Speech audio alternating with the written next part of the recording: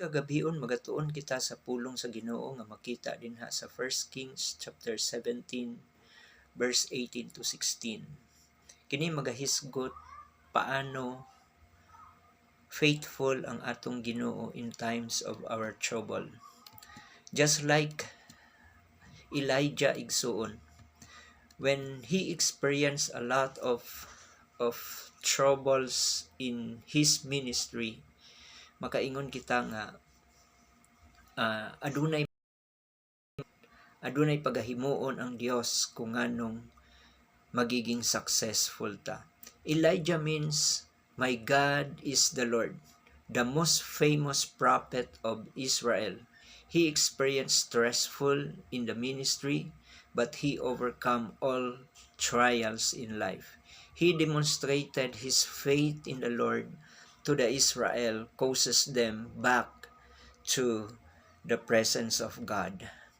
First, ang iyang gihimo is Elijah relied on the hands of the Lord in verse 18 or verse 8 to 12. God instructed the widow to prepare a food for Elijah. Why? Tungod kay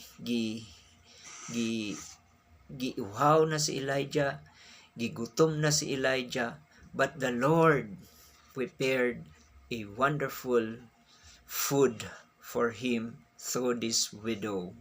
The Lord blessed the widow.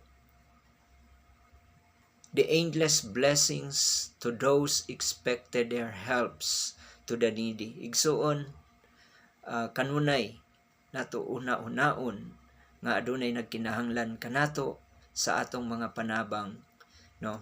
Share a blessings to them, igsuon. Ikaduha, Elijah listened to the Lord's instruction in verse 13 to 14.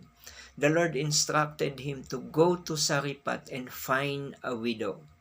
The Lord instructed the widow to attend Elijah's need, and the Lord blessed the widow's family and the life of Elijah.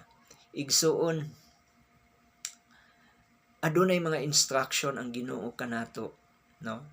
Nga dapat kita mulisen kaniya, no? Ang iyang mga instruction nga pwede ta makatabang sa uban, pwede ta makahimo sa kaayuhan para sa uban, aron kita maglambo bilang Kristohanon. No, ikatulo nga gihimo ni Elijah. Elijah depend on the Lord's power in verse 15 to 18. The Lord or Elijah fed by the ravens in verse 17 or in chapter 17 verse 6. The widow's jar and flour was not used.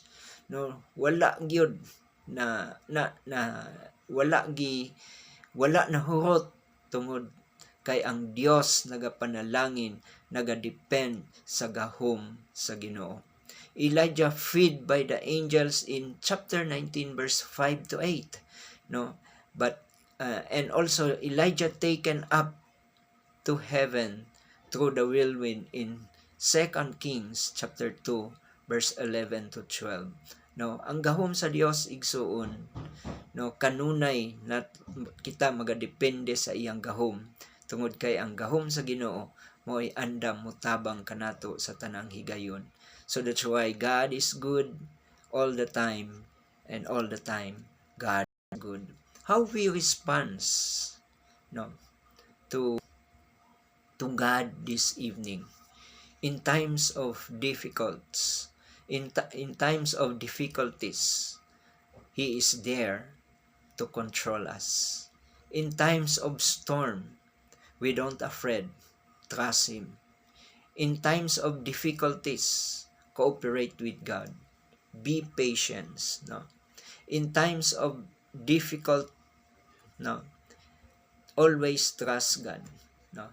In times of persecution, perseverance, no, don't give up, no? Like David, like Daniel, like Joseph, they never give up.